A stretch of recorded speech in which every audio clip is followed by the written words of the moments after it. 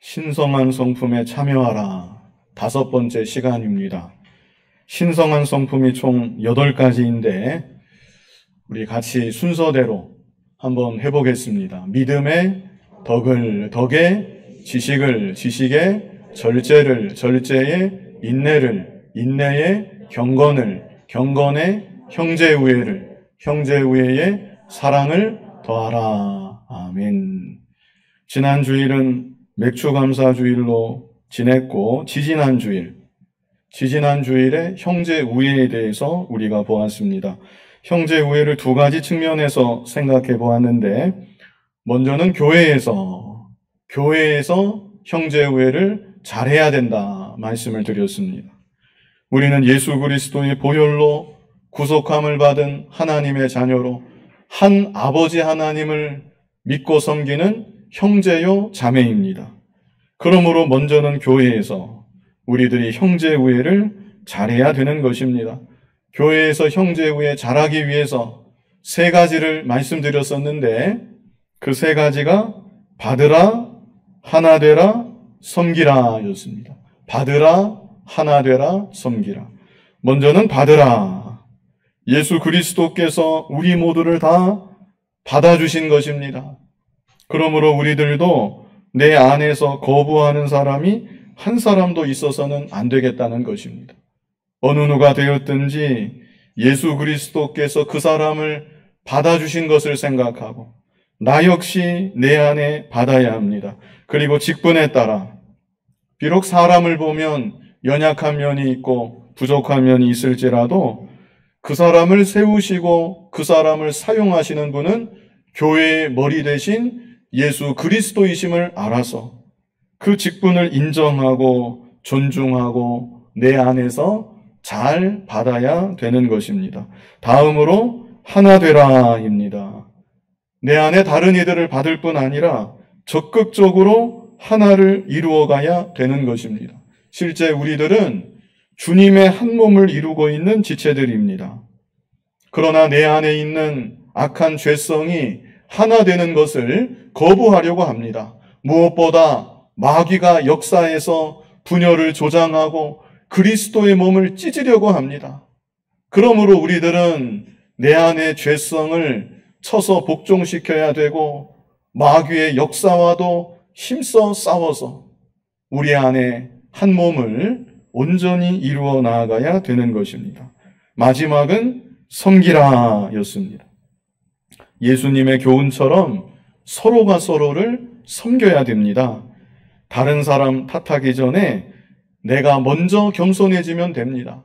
내가 먼저 겸손해져서 다른 이들을 좀 더 섬기고자 하고 내가 먼저 낮아져서 좀 더 종이 되고자 해야 합니다. 그럴 때 우리 안에 형제우애가 아름답게 잘 이루어지게 되는 것입니다. 이렇게 교회에서 받으라, 하나 되라, 섬기라. 그리고 우리는 교회에서뿐 아니라 가정에서도 형제우애를 잘 이루어야 됩니다. 믿는다고 하면서 교회 생활에만 열중하고 가정생활을 등한히 해서는 안 된다는 것입니다. 먼저는 가정에서 나의 도리가 있는데 나의 도리를 다하면서 살아야 합니다. 남편은 남편으로서의 도리, 아내는 아내로서의 도리, 자녀는 자녀로서의 도리, 그 도리를 다해야 되는 것입니다. 친척과의 관계에서도 내가 할 도리를 다하고 무엇보다 우리들은 불신 가족들에게 그리스도인으로서 모본이 되는, 그래서 하나님의 영광을 드러내는 우리들 믿음의 모습이 되어야 하는 것입니다. 이제 이어서 드디어 마지막 소절에 왔습니다. 마지막 소절, 형제우애에 무엇을 더합니까? 사랑을 더하라. 이게 마지막입니다. 여기서 사랑은 하나님의 사랑을 말하는 것입니다. 당연한 얘기 같지만 중요합니다. 하나님의 사랑을 말합니다. 인간적인 다른 보통 사랑이 아니라 하나님의 사랑을 더해라. 내가 받은 하나님의 그 사랑을 다른 모든 것 위에 더하라. 이것을 우리에게 말씀하여 주시는 것입니다. 사랑에는 크게 4가지 종류가 있다고 보통 말을 합니다. 참고로 C.S. 루이스라는 기독교 변증가가 있었는데 이분이 사랑에는 4가지가 있다. 자신의 삶과 묵상을 기반으로 4가지 사랑에 대해서 책을 쓰고 서술한 일이 있었습니다. 그렇다면 4가지 사랑이 무엇인가? 먼저는 에로스 사랑이 있습니다. 에로스. 이 에로스라는 것은 남녀 간의 사랑을 말하는 것입니다. 이성에 대한 끌림이 기반이 된 사랑. 그것이 바로 에로스입니다. 그리고 스톨게가 있습니다. 스톨게. 이 스톨게는 혈연이 기반이 된 사랑입니다. 핏줄. 그래서 아버지가 아들을 사랑하고 또 자식이 부모를 사랑하고 가족 간에 사랑하는 사랑. 그것이 바로 스톨게입니다. 다음으로 필리아가 있습니다. 이 필리아는 친구 간의 우정을 말하는 것입니다. 친구 간에는 이성에 대한 끌림이 아니죠. 이성에 대한 끌림이 아닙니다. 또 핏줄에 대한 끌림도 아닙니다. 친구라는 관계에서 오는 사랑. 그것이 바로 필리아입니다. 이 3가지가 다 사랑은 사랑입니다. 그리고 이 3가지 사랑이 나름 강렬하게 불타오를 수 있습니다. 그러나 형제 우애에 사랑을 더하라 하실 때 이때 말씀하시는 사랑은 이 3가지가 전부 아니라는 것입니다. 이성 간의 끌림이 있는 그런 종류의 사랑을 더하라. 이것이 아닙니다. 또 친족 간에 사랑하는 혈연적 관계에 근거하는 그런 사랑을 더하라. 그런 뜻도 아닙니다. 내 마음에 맞는 사람을 사랑하는 친구 간의 우정과 같은 사랑, 그 사랑을 더하라는 뜻도 아니라는 것입니다. 말씀드린 대로 어떤 사랑을 더합니까? 하나님의 사랑입니다. 하나님의 사랑을 더해라. 교회에서나 가정에서나 형제 우애를 하되 하나님의 사랑을 더해서 온전한 사랑을 이루어야 된다. 이것을 우리에게 말씀해 주시는 것입니다. 그렇다면 하나님의 사랑이 과연 어떤 사랑인가? 자, 첫 번째는 무조건적 사랑입니다. 어떤 사랑이에요? 무조건적 사랑. 따라해 보시겠습니다. 무조건적 사랑. 하나님께서 우리를 사랑하시되 무조건적으로 사랑해 주셨습니다. 다시 말해서 우리에게는 하나님의 사랑을 받을 만한 조건이 조금이라도 있었을까요? 없었을까요? 없었다는 것입니다. 아무런 조건이 없는데 하나님의 사랑을 받을 만한 자격도 없고 조건도 없는데 그런 우리를 하나님이 사랑해 주셨다는 것입니다. 이것이 하나님의 무조건적 사랑입니다. 요한일서 4장 19절 우리 같이 한번 읽어보겠습니다. 같이 읽겠습니다. 우리가 사랑함은 그가 먼저 우리를 사랑하셨습니다. 자, 하나님께서 우리를 어떻게 사랑해 주셨습니까? 먼저 사랑해 주셨다 이렇게 말씀하시죠.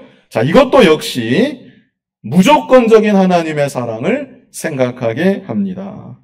내가 하나님을 조금이라도 사랑하니까 그래서 하나님이 나를 사랑해 주신 것이 아니라 하나님께서 그냥 우리는 그 이유를 모릅니다. 하나님께서 그냥 우리를 먼저 사랑해 주셨다는 것입니다.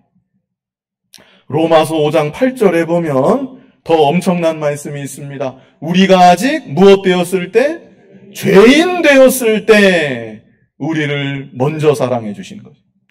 다시 말해서 하나님과 원수 되었을 때 그런 우리를 하나님이 먼저 무조건적으로 사랑해 주셨다. 이것을 우리에게 말씀해 주시는 것입니다. 하나님의 무조건적인 사랑을 다른 말로 은혜라고도 표현할 수 있습니다. 은혜. 그래서 에베소서 2장 8절을 보면 같이 읽어보겠습니다. 너희는 그 은혜에 의하여 믿음으로 말미암아 구원을 받았으니 이것은 너희에게서 난 것이 아니요 하나님의 선물이라. 아멘. 여기 분명히 말씀했습니다. 이것은 너희에게서 난 것이 아니요 우리에게는 조건이 하나도 없었다는 것입니다. 그저 하나님의 선물이라. 이어지는 구절에는 9절 같이 한번 읽어보겠습니다. 행위에서 난 것이 아니니 이는 누구든지 자랑하지 못하게 함이라. 이 말씀 그대로 우리는 자랑할 것이 아무것도 없습니다. 내가 조금이라도 잘나서 구원받은 것이 아니었기 때문입니다.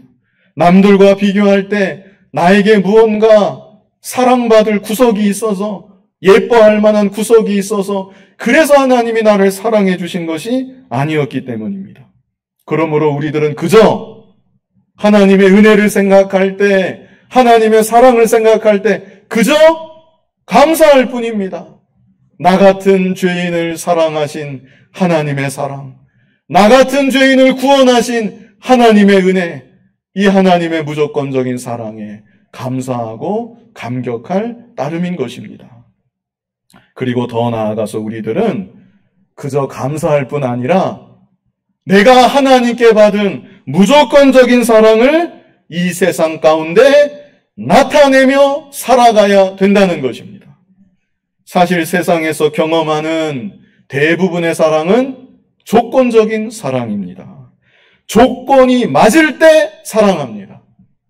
무언가 조건이 있으니까 사랑하는 감정이 생기기도 합니다.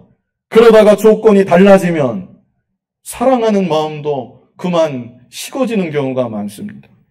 남자와 여자가 만나서 결혼할 때 가난하거나 부하거나 병들거나 건강하거나 부부의 대의를 끝까지 지키겠습니다. 서약하고 결혼하지만 실제 한쪽이 불치병에 걸린다든지 아니면 살다가 망해서 궁핍하게 되었을 때 그럼에도 불구하고 변함없이 상대를 사랑하고 변함없이 상대를 한결같이 위해주는 것은 쉬운 일이 아닙니다. 심지어 그런 일이 아니라도 부부에서야 잊어버리고 사랑이 식어지는 일들이 다반사입니다. 부모 자식 간에도 부모는 자식을 끝까지 사랑할지 모르지만 자식은 그렇지 않습니다. 자식은 부모가 늙거나 병들면 소홀히 대하기가 쉽습니다. 부모가 젊었을 때야 그때는 의지할 수 있고 그때는 보호받을 수 있으니까 부모님을 사랑하고 귀하게 여겼겠지만 부모님이 늙고 병들었을 때 나에게 아무런 도움도 되지 않았을 때 그럼에도 변함없이 부모님을 사랑하고 변함없이 부모님을 전처럼 귀하게 여기는 자식은 그렇게 많지 않은 것입니다. 그래서 우리 인간의 사랑은 거의가 다 조건에 영향받는 사랑이다. 조건에 민감하게 반응하는 사랑이다. 조건적 사랑이라고 말할 수가 있습니다. 그런데 하나님은 하나님의 자녀된 우리들에게 이런 조건적인 세상 가운데 하나님의 무조건적인 사랑, 너희가 받은 하나님의 무조건적인 사랑을 나타내면서 살라고 우리들에게 명령하고 계신 것입니다. 누가복음 6장 32절 우리 같이 한번 읽어보겠습니다. 너희가 만일 너희를 사랑하는 자만을 사랑하면 칭찬받을 것이 무엇이냐? 죄인들도 사랑하는 자는 사랑하느니라. 여기 분명히 말씀했죠. 죄인들도 어떻게 한대요? 사랑하는 자는 사랑하느니라. 자기 사랑하는 사람, 사랑하는 거, 그거는 누구나 다 하는 일이다. 하나님 없는 사람도 하는 일이다. 심지어 짐승들도 합니다. 그 개나 고양이 몇 번 밥만 주면 부르지 않아도 졸졸 따라다닙니다. 그래서 나를 사랑하는 사람, 나를 위해주는 사람, 나를 알아주는 사람, 그 사람을 나도 위해주고 사랑하는 것, 그것은 아무나 다 하는 것이다. 불신자도 하는 것이다. 심지어 짐승까지도 하는 것이다. 33절 우리 같이 한번 읽어보겠습니다. 33절 너희가 만일 선대하는 자만을 선대하면 칭찬받을 것이 무엇이냐? 죄인들도 이렇게 하느니라. 같은 맥락의 말씀이죠. 나를 선대해주는 사람, 나에게 잘해주는 사람, 내가 그런 사람에게만 선대하고 사랑을 베푼다면 칭찬받을 것이 무엇이 있겠느냐? 그런 것은 죄인들도 다 한다. 불신자들도 다 한다. 그래서 하나님은 우리에게 무엇을 요구하십니까? 조건적인 사랑. 세상이 다 하고 있는 사랑, 누구나 다 할 수 있는 그 사랑, 그 사랑의 한계를 좀 뛰어넘으라고 우리에게 요구하시고 바라시고 명령하시는 것입니다. 하나님께서 우리에게 무조건적인 사랑을 베풀어 주셨습니다. 우리는 그 사랑을 이미 받았고 지금도 하나님의 무조건적인 사랑을 누리면서 살아가고 있습니다. 그러므로 더 이상 조건에 근거한 조건적 사랑의 경계에 맴돌지 말고 하나님의 무조건적인 사랑을 생각하고 하나님의 무조건적인 사랑을 이 세상 가운데 나타내고 보여주며 살아갈 수 있는 우리들이 점점 되어져야 하는 것입니다. 먼저는 교회에서 이 사랑을 배우게 하십니다. 교회에서 이 사랑을 실천하게 하십니다. 나와 도저히 맞지 않는 사람, 어쩌면 내가 생각하는 좋은 사람의 조건에 하나도 맞지 않는 사람, 그런 사람이 꼭 내 곁에 있을지도 모릅니다. 그렇다면 바로 그 사람을 무조건적인 사랑으로 품고자 기도하고 소원하고 실제 애쓰며 나아가야 합니다. 그것이 바로 믿음 생활입니다. 다른 게 믿음 생활이 아니라 사랑하기 어려운 사람, 사랑하기로 결단하고 사랑에 나아가는 것, 그것이 바로 믿음 생활이고 그것이 바로 신성한 성품에 참여하는 것이고 우리의 구원을 점점 아름답게 잘 이루어 나아가는 일인 것입니다. 가정에서도 남편은 아내는 남편을 그저 조건적인 사랑으로 사랑하는 것이 아니라 하나님의 무조건적인 사랑으로 사랑하려고 소원하고 기도하고 실제 그 사랑을 가정에서부터 배우고 이루어 나아가야 되는 것입니다.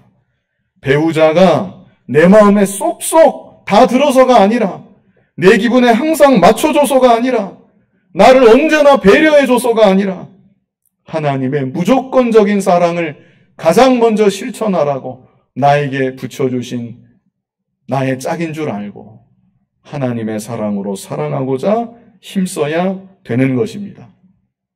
그래서 이렇게 교회에서 연습하고 가정에서도 연습하고 하나님의 참사랑을 배워 나아가서 실제 이 세상 가운데 하나님의 무조건적인 사랑을 점점 더 드러내며 살아갈 수 있는 저와 여러분이 다 되어야 하겠습니다.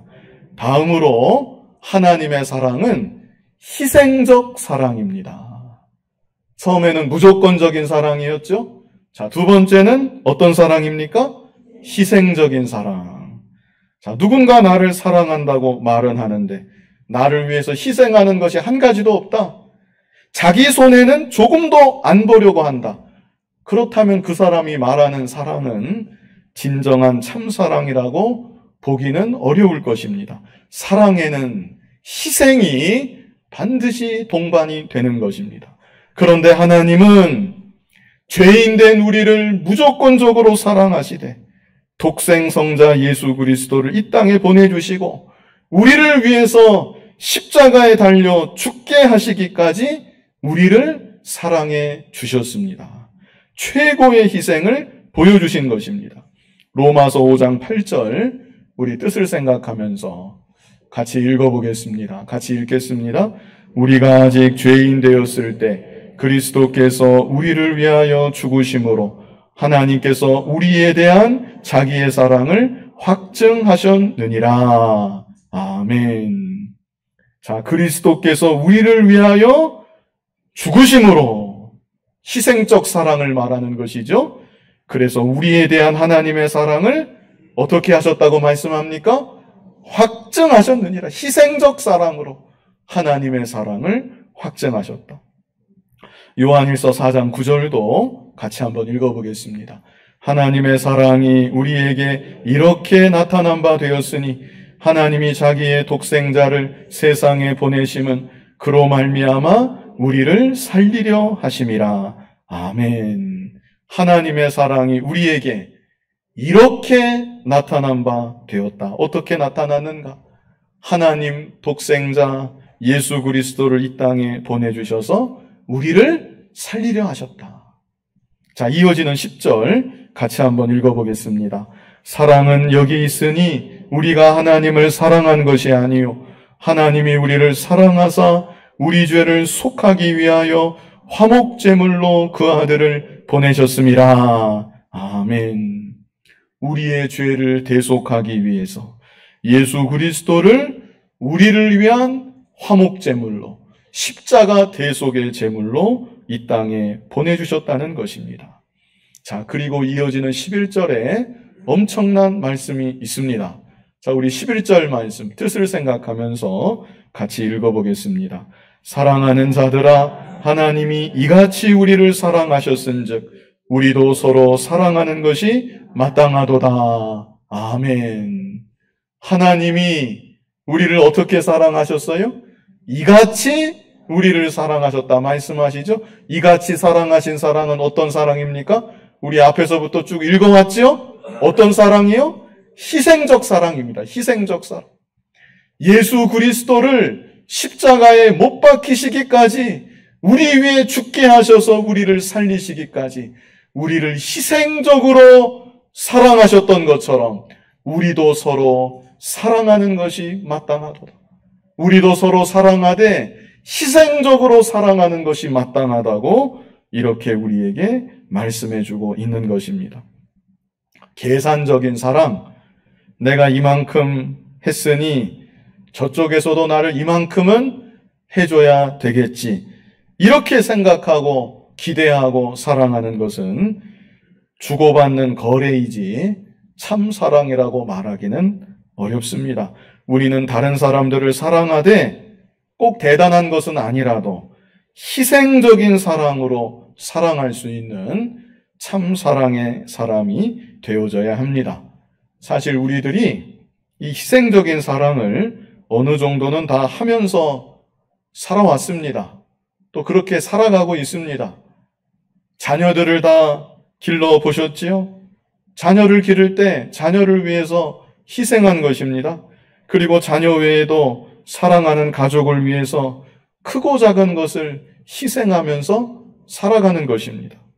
교회를 사랑하니까 교회를 위해서 물질을 바치고 시간을 바치고 내 정성을 바치고 이렇게 내게 있는 것을 사실은 이렇게 말하는 것은 참 송구스럽지만 그래도 어떤 면에서 내게 있는 것을 희생하면서 교회를 섬기는 것입니다.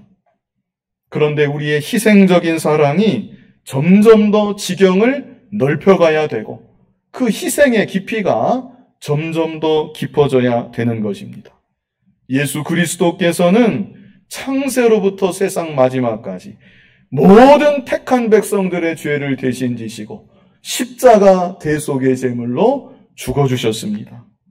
그렇다면 그 희생적인 사랑을 받은 우리들이 그 사랑의 빚진 자가 되어서 주와 복음을 위해, 교회를 위해, 연약한 지체들을 위해, 아직도 잃어버린 영혼들, 주께로 돌아오지 않은 영혼들을 위해 내 자신을 더욱 희생하는 희생적인 사랑을 점점 더 배워나가며 희생적인 사랑을 점점 더 베풀어 나아가야 되는 것입니다. 자, 요한일서 3장 16절을 보면요. 이런 말씀도 있습니다. 어떤 말씀인가? 우리 뜻을 생각하면서 같이 읽어보겠습니다. 그가 우리를 위하여 목숨을 버리셨으니 우리가 이로써 사랑을 알고 우리도 형제들을 위하여 목숨을 버리는 것이 마땅하니라. 아멘. 이런 말씀도 있습니다. 그가 우리를 위하여 목숨을 버리셨으니 희생적인 사랑을 말씀해 주시는 것이죠. 십자가의 사랑을 말씀해 주시는 것입니다. 그래서 우리가 사랑을 알게 되었다. 참 사랑을 알게 되었다. 그리고 또 하시는 말씀이 이런 희생적인 사랑을 받았으니 그 다음에는 뭐라고 말씀하세요? 우리도 형제들을 위하여 목숨을 버리는 것이 마땅하니라. 여기서 형제는 1차적으로 불신자들을 가리키는 것입니다. 예수 그리스도께서 우리를 구원하기 위해 생명까지 버리셨는데 오늘날 우리들도 죽어가는 영혼들을 위하여 예수님을 본받아 목숨을 다하면서 목숨을 바치면서까지 사랑하는 것이 마땅하다. 이것을 우리에게 알려주시고 명령하고 있는 것입니다. 실제 이 말씀 그대로 이 땅의 수많은 선교사들이 복음을 들고 찾아와서 순교의 피를 이 땅에 흘렸습니다. 그리고 복음을 전하면서 그리스도의 사랑을 죽기까지 전하다가 이 땅의 많은 선교사들이 그리고 그들의 가족들이 묻히기도 하였습니다. 이제는 우리들이 그 사랑을 이어받아서 내게 주신 물질, 시간, 건강, 그리고 마지막에는 생명까지 다 바치는 정신으로, 희생하는 정신으로 교회를 사랑하고 연약한 지체들을 사랑하고 죽어가는 영혼들을 더욱 사랑할 수 있는 우리들이 되어야 하는 것입니다. 그것이 곧 사랑을 더하는 것이고 신성한 성품에 점점 더 참여하는 것입니다. 자, 이제 마지막으로 하나님의 사랑은 변치 않는 사랑입니다. 어떤 사랑이요? 변치 않는 사랑. 다시 말하면 끝까지 사랑하시는 사랑. 이렇게도 우리가 말할 수 있겠습니다. 이 변치 않으심, 이것은 하나님의 고유한 성품이기도 합니다. 히브리서 13장 8절 우리 같이 한번 읽어보겠습니다. 예수 그리스도는 어제나 오늘이나 영원토록 동일하시니라. 아멘. 어제나 오늘이나 영원토록 동일하신 주님이시다. 변함이 없으신 주님이십니다. 요한복음 13장 1절도 같이 한번 읽어보겠습니다.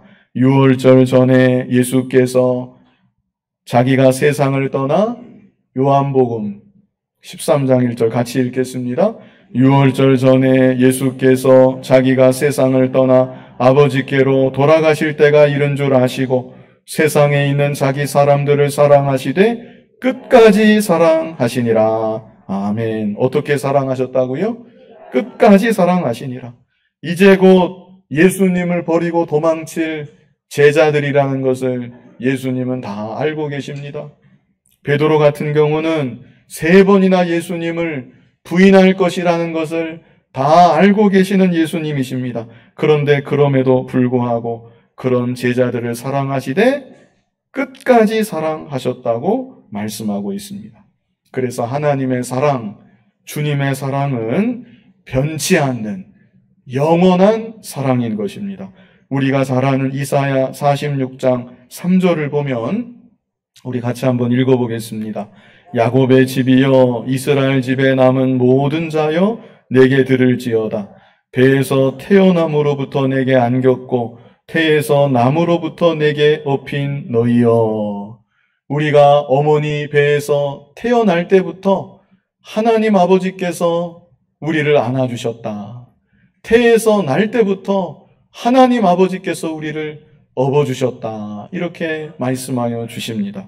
그리고 이어지는 4절을 보면 우리 4절 같이 한번 읽어보겠습니다. 너희가 노년에 이르기까지 내가 그리하겠고 백발이 되기까지 내가 너희를 품을 것이라. 내가 지었은즉 내가 업을 것이요 내가 품고 구하여 내리라. 아멘.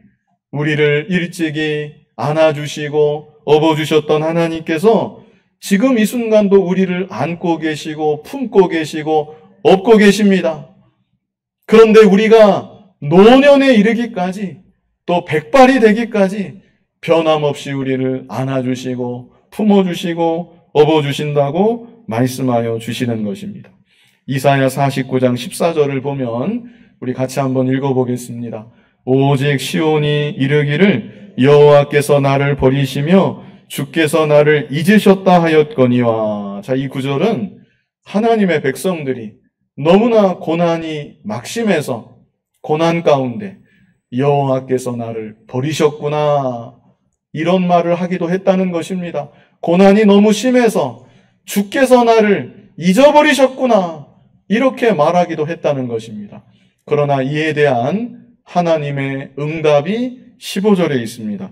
우리 15절 말씀 같이 한번 읽어보겠습니다. 여인이 어찌 그 젖 먹는 자식을 잊겠으며 자기 태에서 난 아들을 긍휼히 여기지 않겠느냐. 그들은 혹시 잊을지라도 나는 너를 잊지 아니할 것이라. 아멘.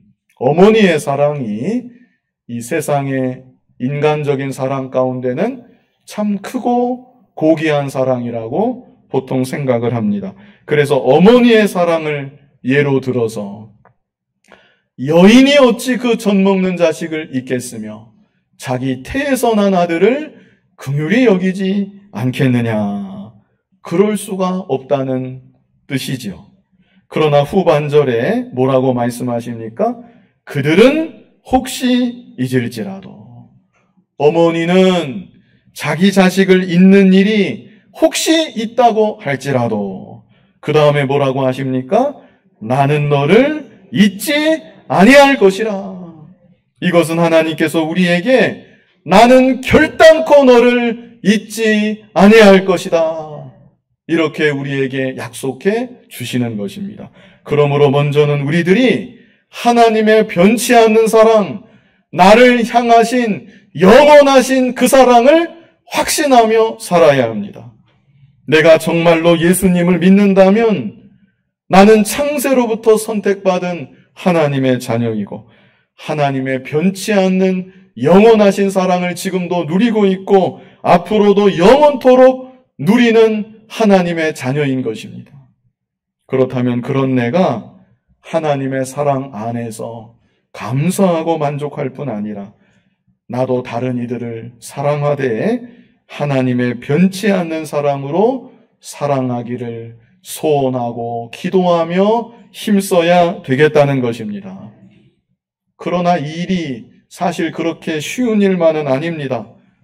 하나님의 사랑으로 사랑해야 되겠다, 변치 않는 사랑으로 사랑해야 되겠다, 이렇게 결단했다가도 막상 상대의 행동을 보게 되면 다짐과 결단이 쑥 들어가 버리는 경우가 혹 있을 수가 있습니다. 또 어떤 경우는 나도 연약한지라 상처를 받게 되고 더 이상 상처받고 싶지 않아서 상대를 피하는 경우도 있을 수가 있습니다. 그러나 우리가 명심해야 될 것은 사랑하라 하시는 것은 하나님께서 우리에게 주시는 피할 수 없는 명령이라는 사실입니다. 해도 되고 안 해도 되는 것이 아니라 하나님의 준엄하신 명령의 말씀이라는 것, 우리가 이 사실을 잊어서는 안 됩니다. 그리고 또 중요한 것은 우리가 사랑할 때 비로소 하나님의 영광이 우리를 통해서 온전히 드러나게 된다는 사실입니다. 자, 요한복음 13장 34절 우리 뜻을 생각하면서 같이 읽어보겠습니다.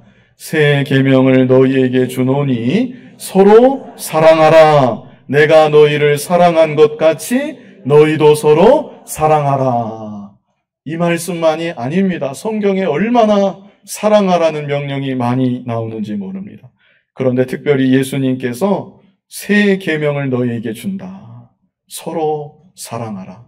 그 다음에는 뭐라고 말씀하세요? 내가 너희를 사랑한 것 같이. 그저 인간적인 사랑이 아니라 오늘 말씀에도 하나님의 사랑을 더하라고 그랬는데 예수님이 우리를 사랑한 것 같이 그 사랑으로 너희도 서로 사랑하라 명령하십니다. 자, 그리고 이어지는 35절 우리 뜻을 생각하면서 같이 읽어보겠습니다.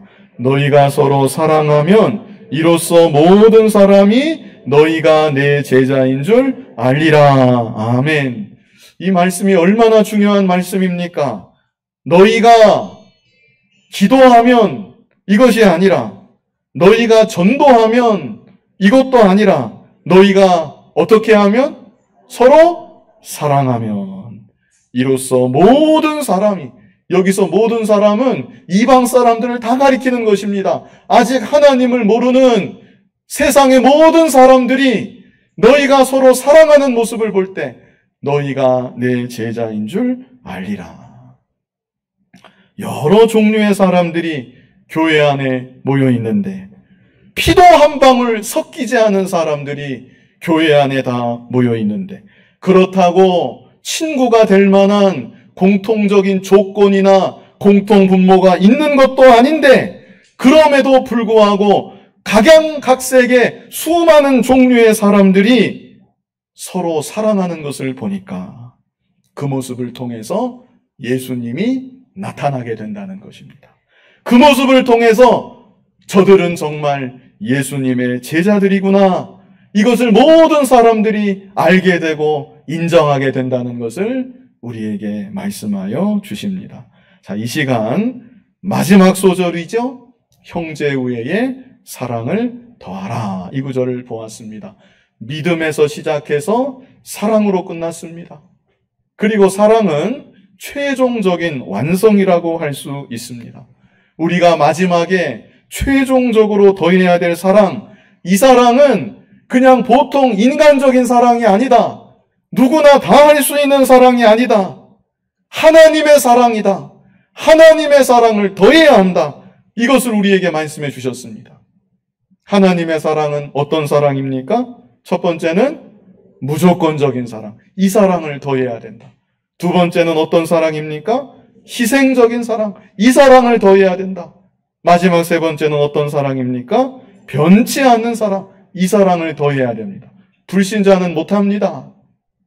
하나님의 사랑을 받은 우리들, 하나님의 자녀가 된 우리들, 이제도 우리에게 생명과 경건에 속한 모든 것을 풍성하게 공급해주고 계시는데, 우리가 하나님의 주시는 능력을 힘입어서 하나님의 참사랑을 최종적으로 더함으로 신성한 성품에 온전히 참여하고 하나님의 사랑을 이 세상 가운데 드러내며 살아갈 수 있는 저와 여러분 될 수 있기를 간절히 바랍니다.